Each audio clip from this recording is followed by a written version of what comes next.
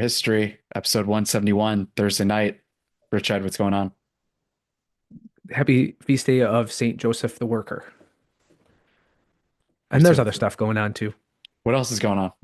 Oh man, we got a lot to touch upon tonight. We're gonna have a what I suspect to be a more freewheeling conversation about some current events, but want to delve into what the feast day of Saint Joseph the Worker was and is all about, as it was established by Pius XII way back in 1955, and then therefore even talk about what it means to be a good male worker and contributor through your productive activity in society and the employment, or sorry, the deployment of one's skills for the advancement of people in their temporal lives so that they might get into eternal life with Christ, with St. Joseph's son. And then beyond that, uh, what's going on when we perhaps cede those responsibilities or meritocracy to the point in which there's been increasing momentum behind the stories written up by the New York Times, Washington Post, and now the Wall Street Journal about what happened on that fateful day of just a few months ago, January 29th, when the helicopter collided with the passenger plane just outside of or just over Reagan Airport in Washington, D.C. First, can you touch more on the historical significance of the date for the feast day? Yes, of course, for really centuries by this point, but decades by 1955, communists had claimed May Day or May 1st as a date of celebration for recognizing the proletariat and its efforts as a body and community of worldwide workers, and a celebration of the efforts of socialists like, well, utopian socialists along the lines of Saint-Simon and jo Pierre-Joseph Proudhon and Henri Blanc and and others, and then all the way ranging to ardent and passionate, as well as the founders of communism, Marx, Lenin, Engels.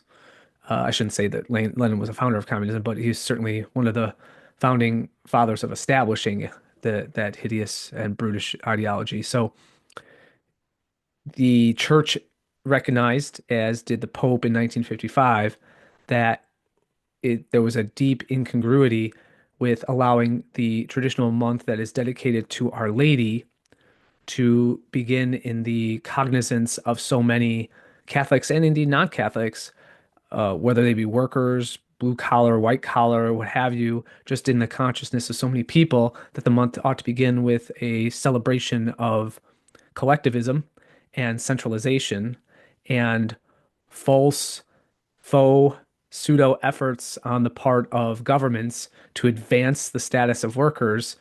And instead, the Pope, Pius XII at the time, wanted the day dedicated to a man who knew how to properly commingle his work with prayer, with devotion, with piety, and production for the protection of the Holy Family, and as a model to our all of our own throughout time, and that's Saint Joseph.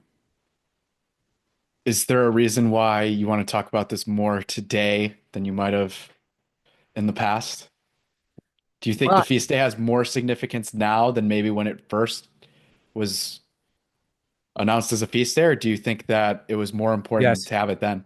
yes, no, I think that's a great question, Charlie, and it really leads into, as a sequitur, to what I wanted to address and talk about, and that is why I find it so pertinent that we celebrate a feast like St. Joseph the Worker today in our own times, is that whereas in 1955, perhaps communism and socialism as ideologies and political structures and economic theories, all of that goes into even a vision of history that is certainly a part of the overarching ideology, particularly of Marxism.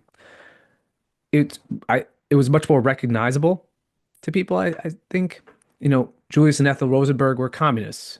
Um, the Soviet Union was a state dedicated to spreading worldwide Bolshevism through at least the rhetoric of supporting the efforts of laborers throughout the globe and finding solidarity with them, regardless of nationality. Although, of course, with Joseph Stalin, you have a much more Russian and Soviet nationalistic communism, and then that would redound to Mao and the future adherents of communism in their various nations, whether they be Ho Chi Minh or Pol Pot in Vietnam and Cambodia, respectively, or even someone that was, one could argue, tentatively espousing communism, like Patrice Lumumba in the Congo, but much more fervently would be examples of like Che Guevara in Argentina and South America, and then eventually Cuba, and the Castros, for example.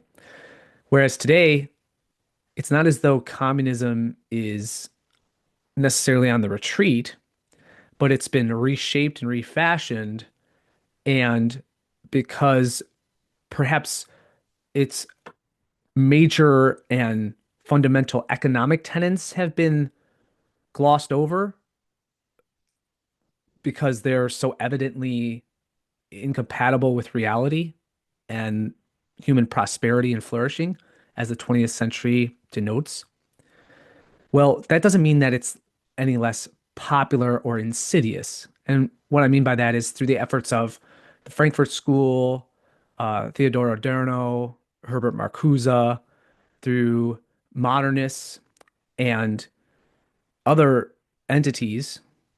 Well, you have its popularization. What's been dropped are those economic tenets, for example, of workers of the world unite and other things along the lines of mass workers, proletarian ownership of the means of production.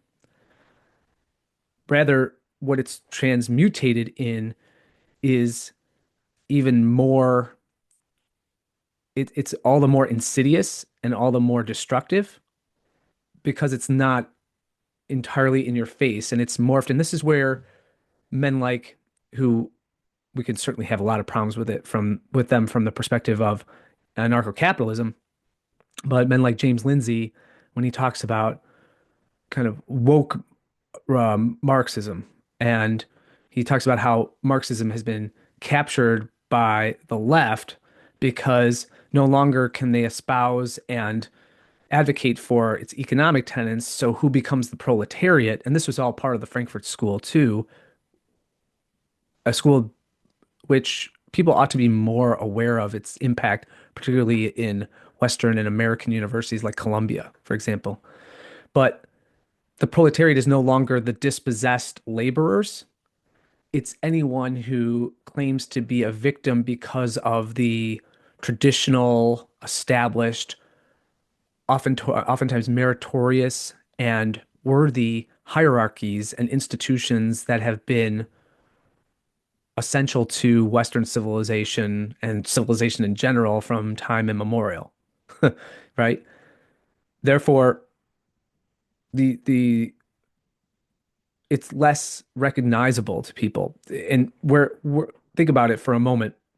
If, as I always argued when I was teaching about Marxism and its fundamental and basic tenets and how it's been applied throughout history and how it's even understood today by a variety of different groups of people, one of the arguments by which you're easily able to at least see or have people see that there's a fundamental weakness within it or an essential weakness within it is simply going through the logical syllogism of, well, I'll ask you, I'll start it off with you. And I suspect I've already gone over this with you, but it might jog your memory a bit. How do you define slavery? What is slavery?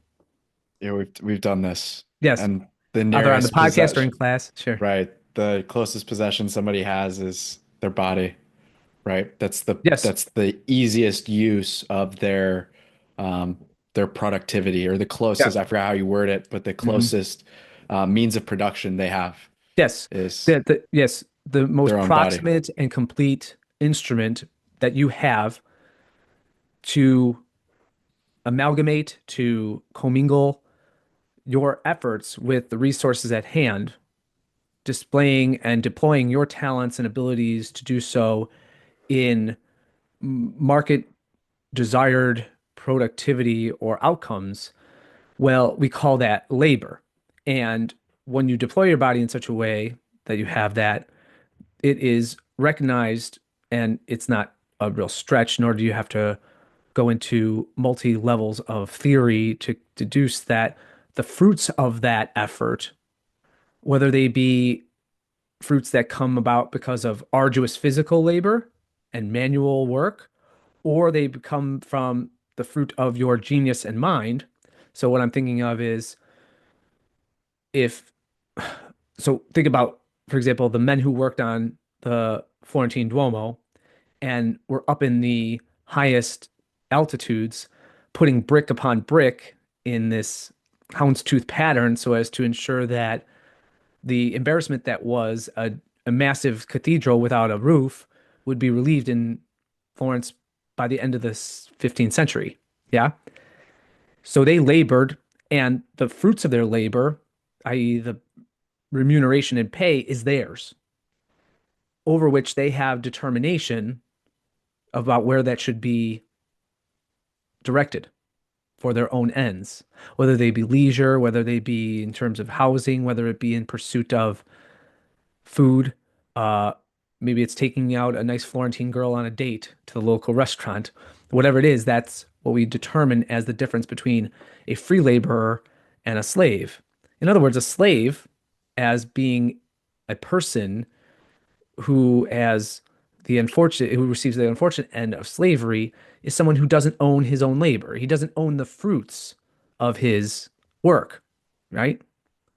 Well, if that's the case, if you don't own the fruits of your labor, if you're a slave, well, then is not communism just a really elaborate and painfully wordy and complicated justification for slavery?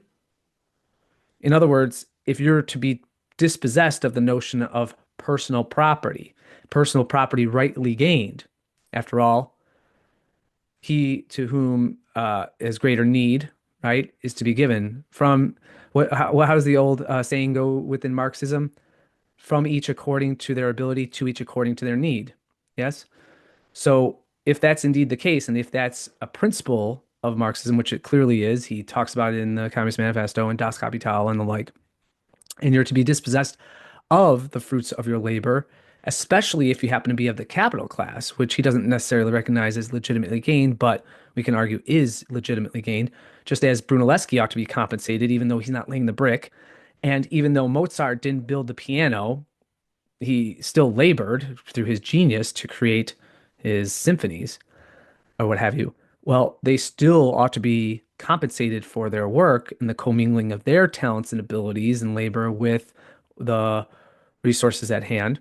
Well, then if you look at the means by which, through regulation, through inflationary measures, through taxation, you don't own the fruits of your labor. Think about, for example, even the institution of property taxes as they exist within, to my knowledge, every state within the union. Even when you pay off your house, even when you pay off even a purchase of land without a house or residence upon it, you still owe taxes on that land in perpetuity. I used to, and I brought this up before, I was teaching European history courses, and we get to the laws of the Ottoman Turks and the Turkish understanding of property rights under the Ottoman sultans. And we get to Suleiman the Magnificent in the 16th century and the like. And what the Ottomans understood was that, or at least their conceptions was that all of the territory of the Ottoman Empire was the Sultan's. It belonged to him. And thus, everyone, whether they were owners of property, supposed owners of property, or they were simply just those inhabiting Ottoman lands, were either, in a sense, stowaways and inhabiting the land, and thus they had to pay taxes because they were inhabiting the land, or if there were people who ran shops or owned farms in the land, they were simply renting them from the Sultan. You see, Yeah. they had no titular right to the property, despite the amount of labor and homesteading that they engaged in, you see, Right. or the cost that they had to pay to acquire the supposed deed, which there were, of course, deeds. So, but I remember all of my American students, I can't think of anyone who wasn't an American in these courses that I did. They would all be aghast. Oh, how terrible that is. That's basically land slavery. They're all serfs. Wow. And I think, you're serfs. We're all serfs.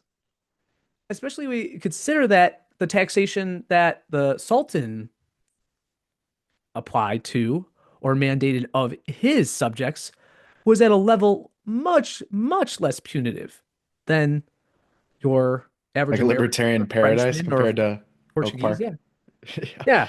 I mean, and furthermore, the extent or the reach, let's say, of the Sultanate governments was much less pervasive than the reach of the central government in Washington. The sultans would be aghast at the amount of power that the FBI wields or the amount of information that the NSA is able to gather. They might desire such institutions so as to rule over their people and nudge them certain ways or others and ensure conformity, but they would be astonished and astonished furthermore by the fact that the people remain so docile and unresponsive to such intrusions. Yeah. I don't exactly remember how, oh, you were asking about the definition of slavery. Yeah, so again, my point being is that you can have these elaborate and elegant sounding, oh, it's all class warfare and envy lines and quotes and assertions and tenets from the major communistic works. But when you get down to it, really all you're ascribing to and acceding to when you become a member of the Communist Party of your given country is simply that you believe that slavery, at least as the state might at first mandate it, and then the proletariat might ensure it, is desirable. It's the desirable end. Now, that doesn't sound very appealing, but that's essentially the core of revolutionary Bolshevism and communism. Is that slavery is desirable?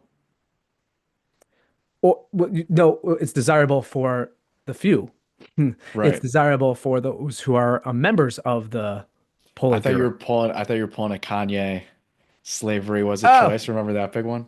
yeah, right, right. No, it's a when you're talking about communism, whether we're talking about Trotsky or Lenin or Stalin or the major names of those figures who pursued it, or you know, or the communists here, like Franklin Delano Roosevelt or Lyndon Baines Johnson or Henry Wallace, in the American context, that's you're really just saying that as much as as much as Marx might have wanted to see all of history as the story of division of the haves and have-nots, the bourgeoisie and the proletariat, it's just an elaborate justification to see that, and a kind of concession, if you will, that slavery is always going to be around, but it's best that we have benevolent proletarian leaders. Of course, they have to first be ushered in by the state and be given power through state control. And then the state is going to miraculously step back and allow them, like the old dictators of Rome, of the Roman Republic, say, okay, proletarian, it's your turn. The proletariat, it's your turn. And everything will be just. And from that point on, there'll be an equitable distribution of the resources and wealth of a society. That's all that means is that the people who are going to be doing the redistribution, the people who are going to rule over the system, they're not going to be the slaves. They're going to be the masters. And you best get on board. And how does this feast day stand against that? Yes. So when Pope Pius XII initiated this feast day on May 1st, 1955, he did so through an address to the Catholic Association of Italian Workers. And I thought I could share some opportune but also pertinent passages from him about why he instituted the feast. And then as he was addressing these Italian workers and how much he recognized that Catholicism was absolutely antithetical to communist tenets the tenets and principles of communism, and more so the worldview and disposition that communists he recognized were attempting to instill in the masses of people and those who would otherwise see themselves as perhaps non-materialists, that communism was making them into not just dialectical materialists, but actual materialists in their worldviews, in their dispositions, in their behaviors and actions. So he said some beautiful things. At the beginning of the address, he said, "We are pleased to announce our decision to institute, as I am now doing, the liturgical feast of St. Joseph the Worker. No one was more anti-communism than Joseph. To take place every year on May 1st, the humble craftsman of Nazareth not only personifies to God and the Holy Church the dignity of the laborer, but he is also always the provident guardian of you and your families." Notice he goes from being the epitome of being a good laborer and how production and labor is in part redemptive to immediately linking it to the proper functioning of the family.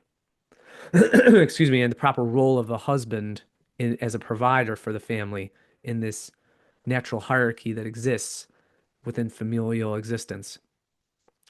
He said there could be not a better excuse me, a better protector to help you penetrate the spirit of the gospel into your life. From the heart of the man God, Savior of the world, the Spirit flows into you and to all men.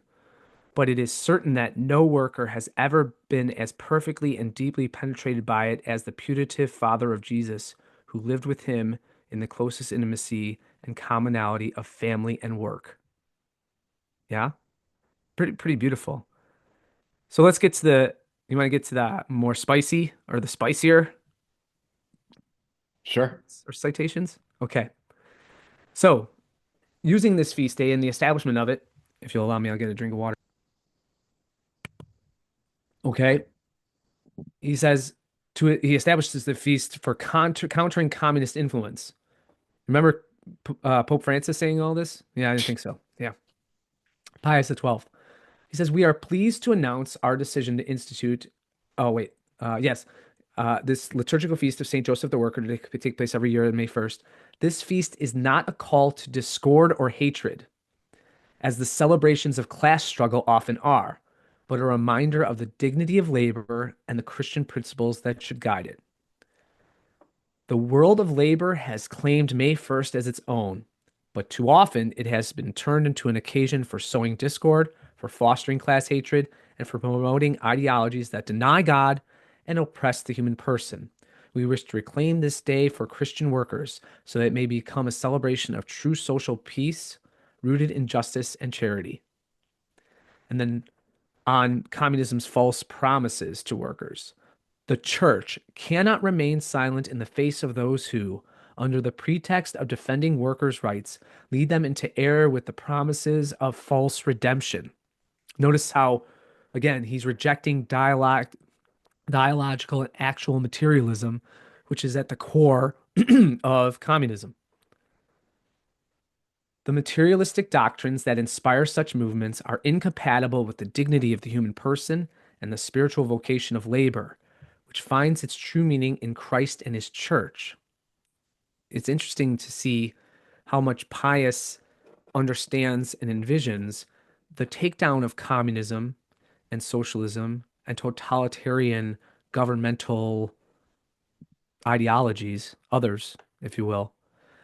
He sees the main thrust of the attack against them is understanding how God, despite the fall and despite the promise that we would be, in a sense, burdened by labor, through especially the redemption that we win through faith in Christ and a kind of a tuning of our lives to Him, that work is not just productive for us, but it's redemptive. It has a spiritual component. It makes me think of Paul when he instructs us to pray unceasingly, right?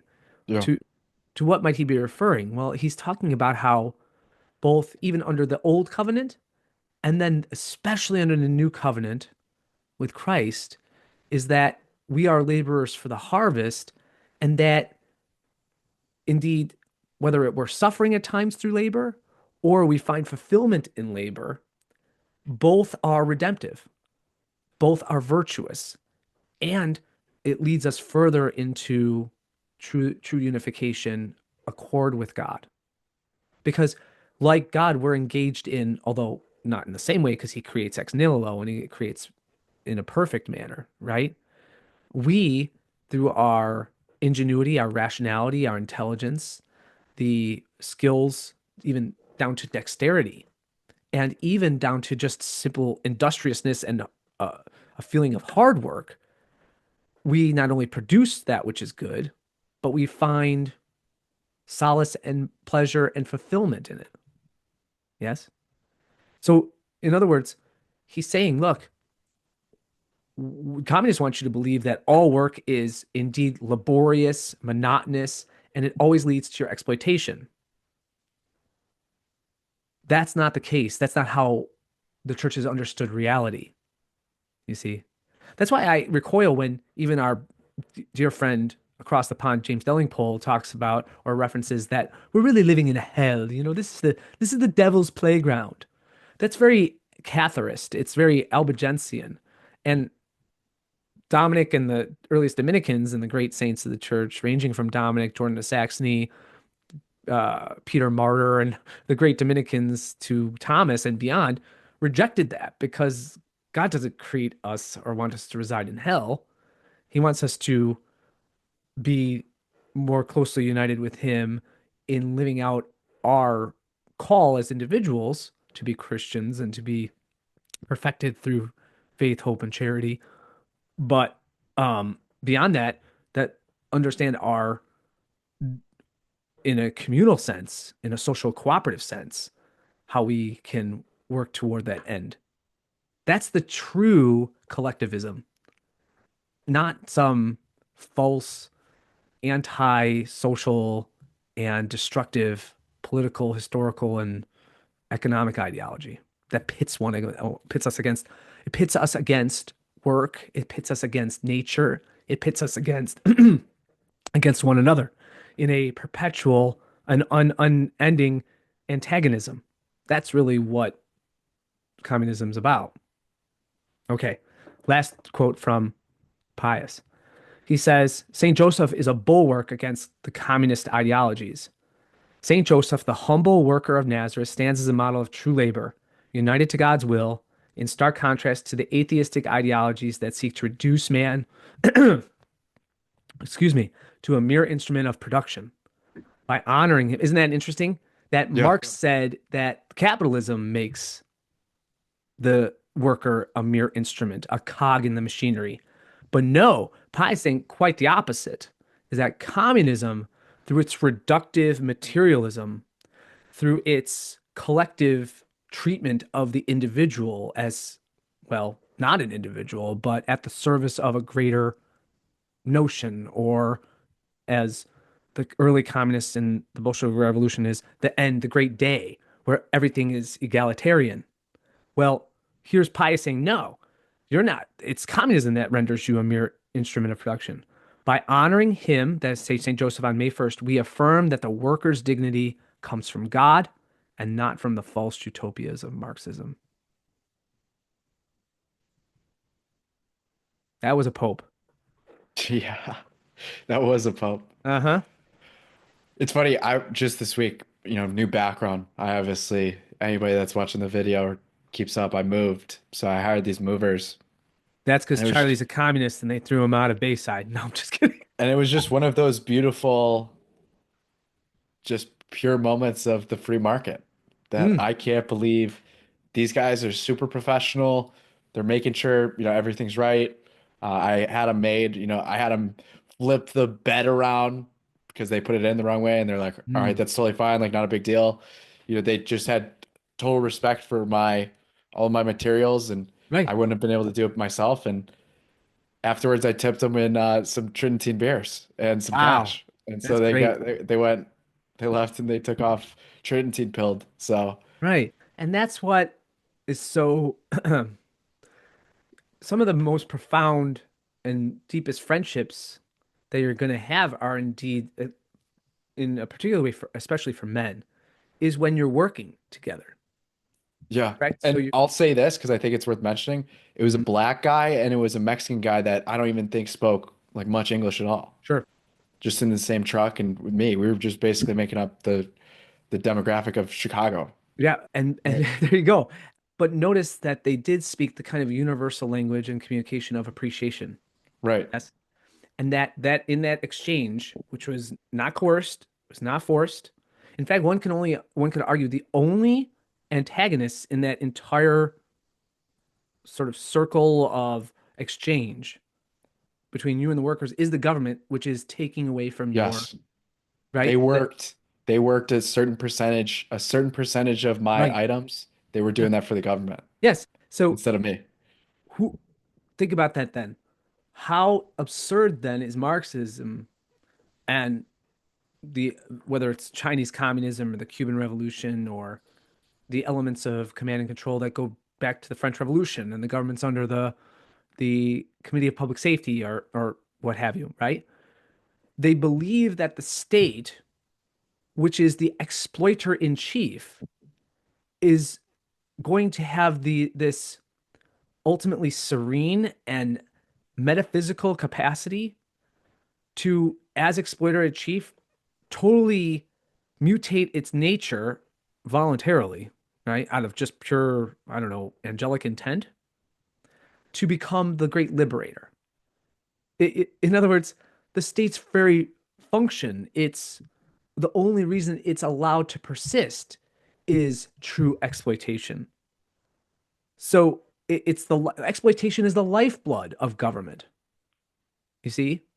So Yeah. how is that institution, you see, that by its nature depends upon exploitation and coercion, going to be the instrument of liberation and voluntarism?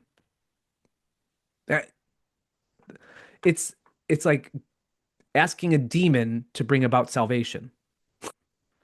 There or asking a demon to make you move away from or help you away from despair. No, that's what they major in. They double major in despair and misery. You see? Right. So they don't even they wouldn't even know, nor would they have any compulsion to get you into virtue, back into virtue. Same dynamic here. Yeah. What's next? The Fulton Sheen, DEI.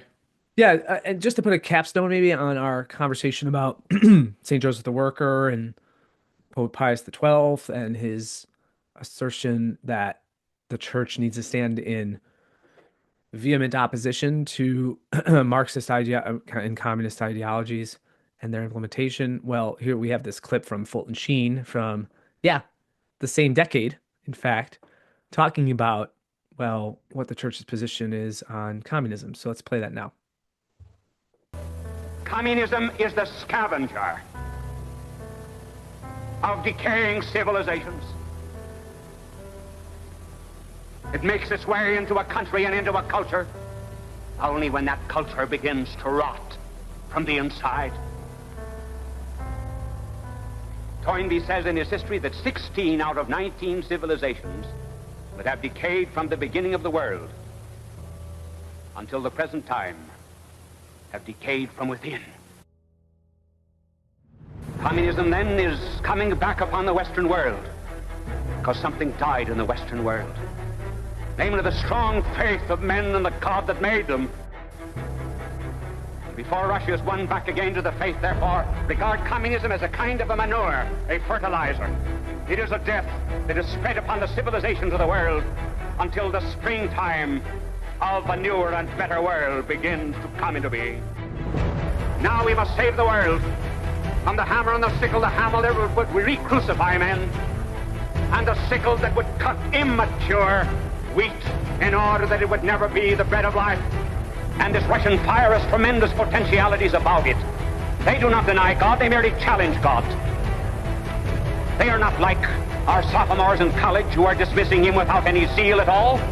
They are fighting against him because they know he exists. The great shame of the world is that we have the truth, but we have no zeal. They have zeal, but they have no truth. And America's at the crossroads too. Crossroads of a suffering world. It is undergoing a crucifixion of communism. The long arm of Providence is reaching out to America and is saying to America, take up that cross of all the starving people of the world. Take it up, bear it. And America is presently carrying that cross.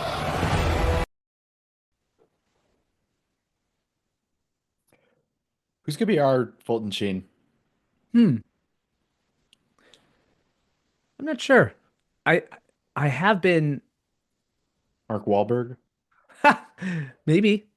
I know he does have that capacity to talk in a very Pauline fashion about prayer to pray unceasingly means to do this, to in all of our efforts be cognizant of that they're directed toward the greater glory of God. He speaks like that. That's a good call. Um, I hope it's the next pope, whoever he might be. Yeah, but it doesn't always work that way, right? No, it doesn't. It doesn't. Cardinal Sarah would be one who would be extraordinarily articulate and Have you say, looked at any of the markets? You know that you can bet on the Pope? yeah, and I wanted to say Parolin is still the favorite, Yeah. but the Tagle guy from or Tagle from Manila is up there too. Being able to bet on the Pope is a bit of a flip the tables over moment, right? Why? You don't think that there's any being able to profit or lose on who's going to take the next holy seat of Peter? That feels a little, it gives me a Gross? little scratch. Yeah. Why? I mean, unless you're asserting erroneously that the Holy Spirit picks the Pope, and that would be distasteful to hope that the Holy Spirit goes your way despite no, I don't find anything distasteful about it. What's your hang up? I Scrupulous just, one. I wish I could have better reasons. It just feels wrong. It just feels like flip the tables over. Like, Oh, what are we when you're doing here? referring to flip the tables, you mean our Lord flipping the table of the money Right. changers, right? Yeah. Well, that of That's course, different. you're not exploiting I anyone. know that's different. Yeah. Hmm. But it just feels like something crawling up my back a little bit, thinking about Okay. somebody going into somebody itching over a line on who's going to be the next. I don't know. It's not as though your intentionality or your best wishes are going to influence the conclave, right? I mean, how is it different than cheering on a horse at the Kentucky Derby? Other than the horses actually know what they're doing, and the Cardinals, who knows, right? No, I do Okay. think that there's actually a difference Journalism there. and No, who's I ever think there's a running. difference there. Yeah. I think there's a difference there. Yeah. Okay. I think there's a difference between a sports game and the Why? next pope. I don't know. I do. Maybe because the influence that the Kentucky Derby winner, whoever that horse might be, has after the contest is null and void, or is nothing compared to the influence that the future pontiff might have on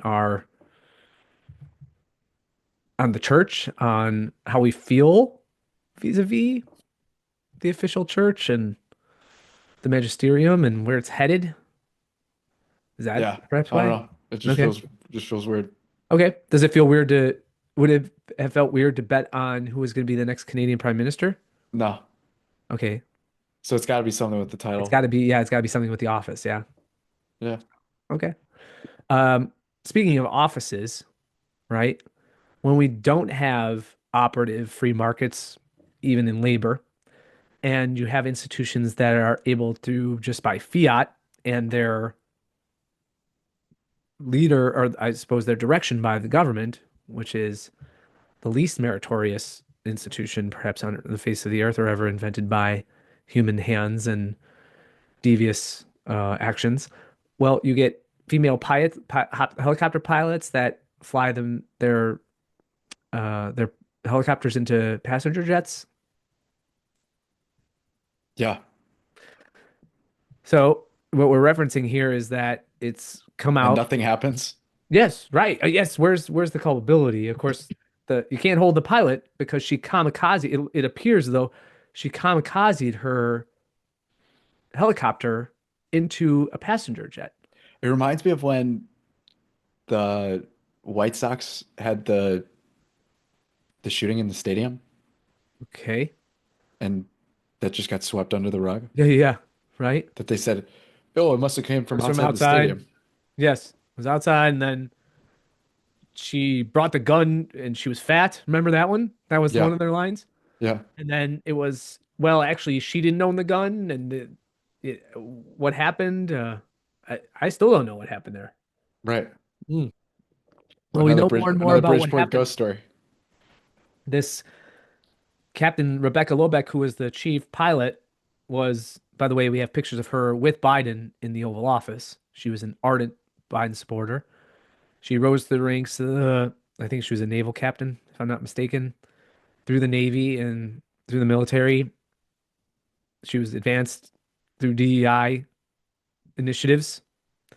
And days after the inauguration, whether she was, and this is speculation, suffering from good old DJT derangement syndrome, Donald J. Trump derangement syndrome, or she was obviously in defiance of orders from her co-pilot and ranking officer.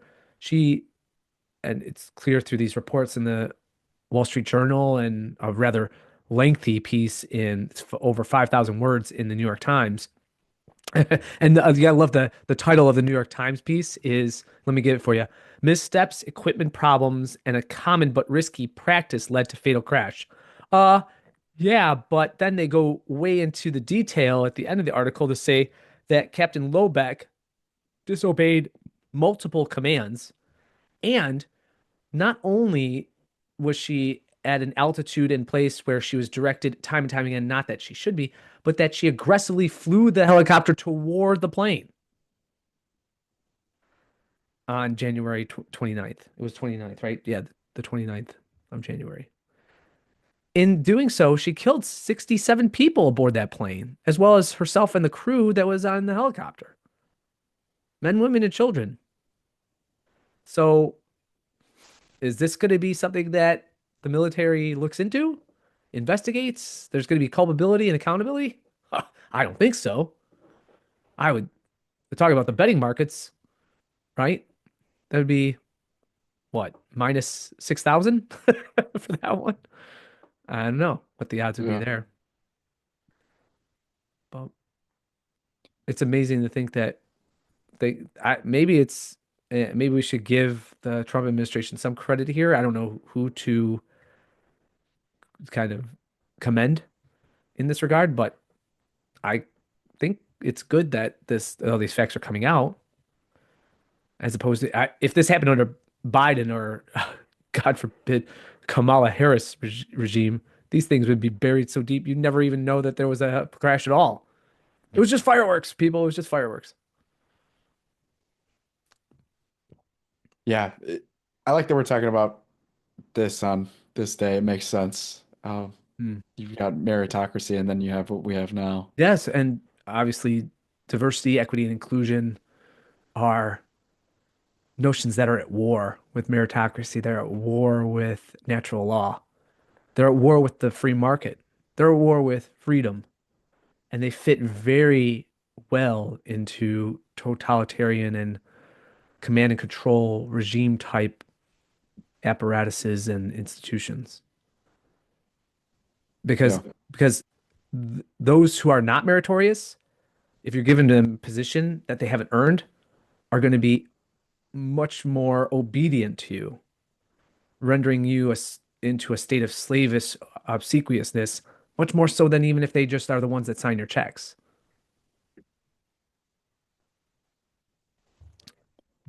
yeah. You own them Right? after. Hmm. And then the more, especially this is why feminism is so insidious and sinister, is because women are come to the conclusion that if they're only able to advance through DEI initiatives, well, then they not only owe the government, but because they haven't merited it at all themselves, their whole essence is dependent upon government. Yeah. Right. That Or makes a better word would be just their identity. Because before, whereas their identity is the one with being a mother or being a wife or being a Christian or something like that, you're now you're wrapped up in being a doctor, or you're wrapped up into being a pilot, or you're wrapped up being a captain in the U.S. Navy. Ugh. Sorry. all good. Do you want to talk about a town that did not have any celebrations for St. Joseph, the Feast of St. Joseph the Worker? Yeah. Well, they definitely might have had Mayday. I definitely might have. They were out at Mayday. There were some people at Mayday in Union Park. All right, everyone. People Here it is. segment. Meanwhile in Oak Park. We should go to your gay suburb now. Brought to you by Tridentine Brewing. Uh, we've got a couple, it almost feels like reruns today, but Huh. more vetting, no voting on Village Hall. When it is presented this summer, expect three proposals at three price points. We're still talking about this. Yeah. There's been another delay in presenting architectural and financing plans for a new Oak Park police station and the large-scale renovation of Village Hall. This delay, likely until well into the summer, will push the discussion past the term of the currently constituted village board and leave it to the next village board to evaluate and decide. Plans had been for the current board, which has been working on this project for 2 years, to have an opportunity to discuss the latest incarnation of the work before they leave office.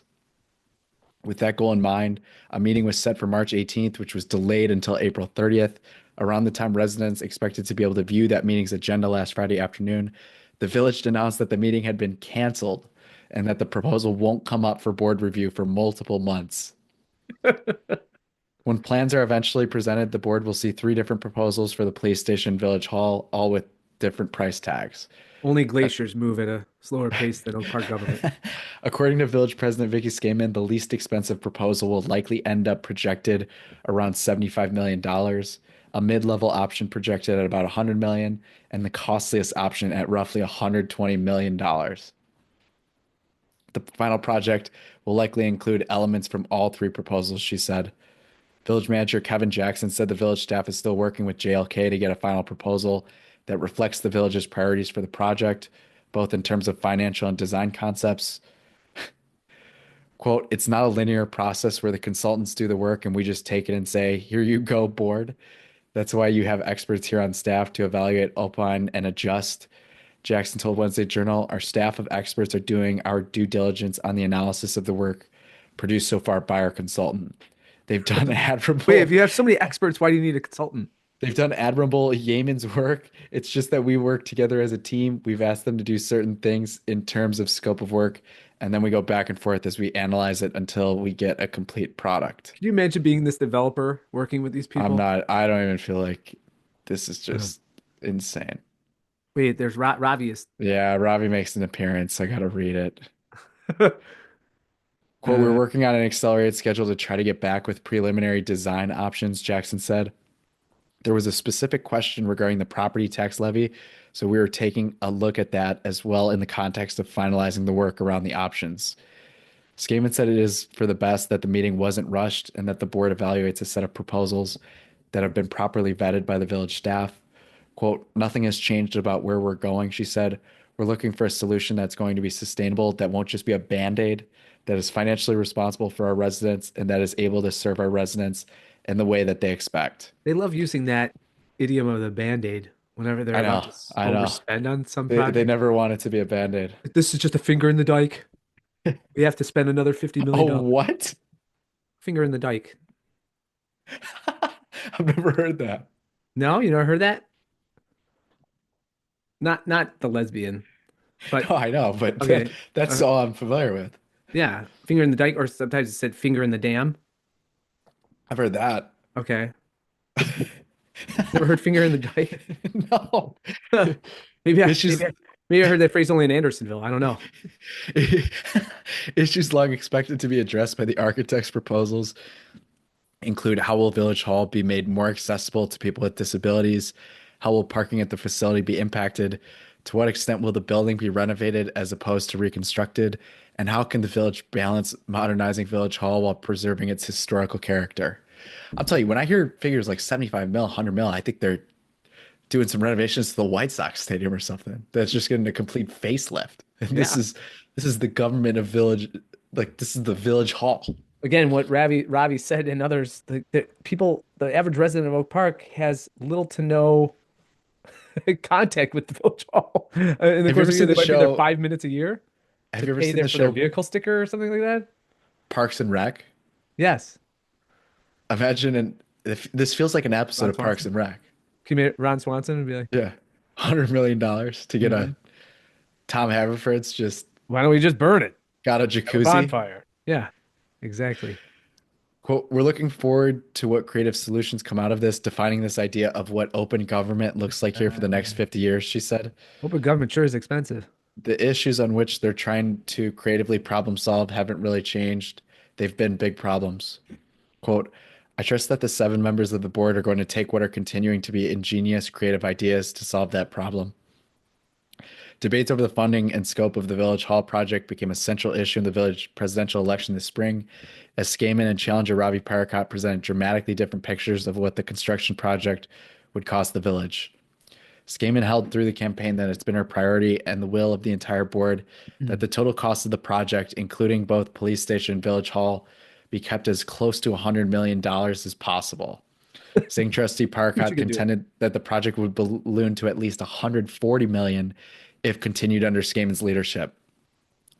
Parakat said Tuesday that he was surprised to learn he wouldn't get the chance to vote on the project's future, but hopes the village will proceed with the project responsibly. Quote, I was more surprised than disappointed. We've all spent a lot of time to having this discussion, so it would have been good for the community to have that discussion with this board, he said. The process has already been delayed for 2 years, and now it looks like it'll be delayed until the summer. I just hope that we get to the right decision. Skaman said she wants the board. It's open government unless unless you're Ravi Parakat and you have concerns about the budget. Yes. Skaman said she wants the board to approve a plan that reflects the expertise of the architects and the village's staff and the wishes. How are they experts at anything? And the wishes of residents. How are they? I don't like this chair. I've had this chair for the past 15 years. Quote, I'm actually quite proud of how closely they're listening and responding to the diversity of voices that they've heard on the project, she said. They're making sure we're not going to have a meeting just to have a meeting. Oh my gosh. Are we Right. sure? Oh God, that's all Oak Park is. A meeting just to have a meeting. Here we Welcome to go. Oak Park, Illinois. It's been too long. Oh, there we go. I have Julian's- to admit that I glanced up at the tab and then Yeah, saw it, so I started know. laughing at during the last story. But I know I might have to make new windows. for those of you who have missed him, and we all have, and pined for his return, here's a mention of Percy Julian. Julian's streetscape takes shape. Design consultants debut concepts for Percy Julian's streetscape project. Here's this. Wait, This you guy gotta was- describe her. Those listening just on audio. It's supposed to be like Dr. Percy L. Julian holding a test tube or It kind looks of like a flask. fat flask, and the flask has flowers that are blooming out of it. Cartoon flowers, by the way, but go ahead. Oh God. With nothing below. It's just ground. Oh my gosh. Oak Park's plan to honor the legacy of trailblazing scientist Percy Julian with an installation on Chicago Avenue is beginning to come together. Oak Parkers were asked to give feedback on design concepts for the Percy Julian Streetscape project, a corridor along Chicago Ave from East Ave to Austin Boulevard. The project will include artwork and installations paying tribute to Julian, a groundbreaking chemist whose accomplishments include first of its kind soybean research that pioneered bioplastics. I didn't even know that part. Mm, Hormone-based medications, birth control. He was yeah. he was into eugenics and cortisone treatments. One of the most successful African-American scientists of all time, Julian obtained over 130 chemical patents over the course of his career. and yet left his daughter in destitution. Residents provided. Is it the daughter? Yeah, wasn't it his daughter? Yes. What was her name again? Pearl? No. I don't remember if it's the daughter or granddaughter. He can't be. No, I think it's the daughter. Yeah, I think it's the daughter too. Yeah. Residents provided feedback on the concepts at a Village Hall open house on April 22nd, voting on what elements of the proposals most appealed to them. The corridor will stretch along Chicago Ave from Austin Boulevard to the Julian home on East Ave, with different sections of the street dedicated to different aspects of Julian's life. The project will also involve elements of Oak Park's Vision Zero traffic safety plan, including by widening pedestrian crossings on the street. You got to build. If you build it, they will come. You have to with all the visitors, right? You have to- Architectural design firm Planning Resources Incorporated real estate firm Prescott Group and engineering group Terra Engineering are all serving as village consultants on the project. Work by the consultants on the project started shortly after Jan 1. Quote, despite his boundary-breaking accomplishments, Dr. Percy Julian is largely unrecognized, PRI said. We're gonna change that. Of the project and materials shared with residents, the Dr. Percy Julian Streetscape project seeks to honor his legacy, provide a brand and identity for the district, and facilitate economic development to build meaningful capacity around organizations of the district. This is a whole bunch of nothing, too. This is insane. Yes, it is. The corridor will likely include a variety of different artistic elements, including sculpture, street murals, digital artwork, archways, and storytelling installations outlining Julian's life and accomplishments. Possible themes for sections of the corridor include Julian's family history, his activism, his scientific accomplishments, and his perseverance, Welcome to Eugenics Way. according to PRI's design concepts. The corridor will also be represented by a branded identity, which will feature a logo that includes both an image of Julian and artwork inspired by his scientific discoveries. PRI consulted with Julian Faith, and with Oak Park River Forest Museum Executive Director Frank Lepo on what aspects of Julian's time in Oak Park would be best to highlight. Quote, these exhibits, ranging from signage to public art, will integrate into Oak Park's thriving business district along Chicago Avenue to create a cohesive identity for the area, PRI said of the project. Following last week's open house, the project is now moving into the final phase of the design process. Oak Park Village President Vicky Skaman said the village hopes to establish the corridor as a tribute to Julian's scientific contributions to the world, a boost to businesses in the area, and an honest reckoning with the hardship the family experienced after they moved to the village. Quote, the streetscape is infrastructure, it's supporting small business, and at the same time telling it's the story. At the same time, it's telling the story, Skaman said. We're creating the infrastructure for that sort of opportunity. Oh my gosh, here, the money. Oak Park's Village Board has also allocated funds to preserve the Julian home itself, which we've talked about. This has been covered on the Hot Water History podcast. Yes, it has. Putting $1 million towards the goal as part of the 2025 fiscal year $1 million budget. to preserve the home. Plans for what those preservation efforts will look like are still undefined, Skaman said, but figuring out how Oak Park can best maintain the structure in line with Faith Julian's wishes will be a goal for the new board of trustees that will be seated next week. $1 million. Quote, it's an investment. Oh gosh, it's an investment that's going to bring significant tourism value as well as historical value to the village of Oak Park, Skaman said. It would be tragic and irresponsible to let anything else happen to that home. Last year, an anonymous benefactor covered more than $30,000 in unpaid property taxes for the home to prevent the home from going to a tax sale. So they insisted on the payment of $30,000 from a benefactor, only to then turn around and spend $1 million to renovate the home on the irrational wish that there's going to be people that actually want to come and see this thing. And that, Charlie, it's one thing to believe that retaining a sports franchise in an area might be stimulative and sustain an economy or interest in an area. But Percy Julian's streetscape is going to somehow be the thing that renders all businesses in the area profitable again. Come on. Put the pipe down, man. This feels like a handoff and hand back Oh, of course.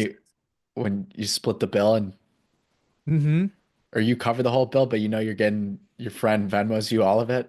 Yeah. He says, I'll take it. Uh-huh. That feels like this here with the Yeah. 30K. I Yeah, want to know exactly. where that. I want to know exactly where that 30K has been. Uh-huh. The guy got it back 35. Yeah. Yeah. The village's efforts to preserve the home run alongside a proposal by U.S. Representative Danny Davis, who introduced legislation that would make the home a federally recognized historic site.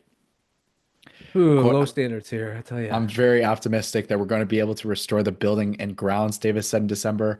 We're also going to be able to protect and keep articulating the value of what the good doctor and his wife did. Julian moved his family from Maywood to Oak Park, settling into a home near the corner of Chicago Avenue and East Avenue when Oak Park only had a few black residents. The family's home, where Julian's daughter, Faith Julian, still lives today, was twice targeted in racial terror attacks, trying to intimidate the Julians to leave Oak Park. In addition to his scientific accomplishments, he was an influential advocate for a variety of human rights causes, including helping lead a push to pass Oak Park's Fair Housing Ordinance in 1968. Julian will join Ernest Hemingway and Frank Lloyd Wright as figures honored with historic districts in Oak Park. The corridor will also share Chicago Avenue with several developing cultural districts on Chicago's west side, including Austin's Soul City Corridor and Humboldt Park's Invest South/West Humboldt Park Chicago Avenue Streetscape project. Okay, that's where Cool. the money's going. So Yep. That's that's the where they're segment. That's the that's segment. yep. Meanwhile in Oak Park. What would have happened if I'd gone for it and just said, no, I'm gay? Okay. More honors It's, for the good doctor. it's disgusting. Oh, if we were to follow the Trevor Elkhorn move, we should go out there and protest. I don't want to be anywhere near that. I already get, every time I read it, I feel like I need a shower after, anyways. So I Just can't because of the imagine what grammar I can't imagine what being in the flesh would or do. oh, I don't know. What would our sign say? Dr. I don't Julian. Or Faith no more, I don't Julian. even know. This is Yeah. I don't know what you would. also imagine what they would do to you because there's some poor guy in Oak Park that is just outraged by this and can't do anything about it. Yeah. Oh, right. Yeah. Uh-huh. Nothing. Nothing. Nothing. Oh well. Well, there's always a solution to that. Don't live in Oak Park. Yeah, that's And that is the solution. that's also part of it. Yeah. So, all right. Well, thanks for a good episode. Happy feast day of St. Joseph the Worker to all those who call upon St. Joseph as a patron in any aspect of their lives, fathers, husbands, workers, laborers, the productive, you name it. Amen. Amen. All right, God everyone. bless. Bye. Peace.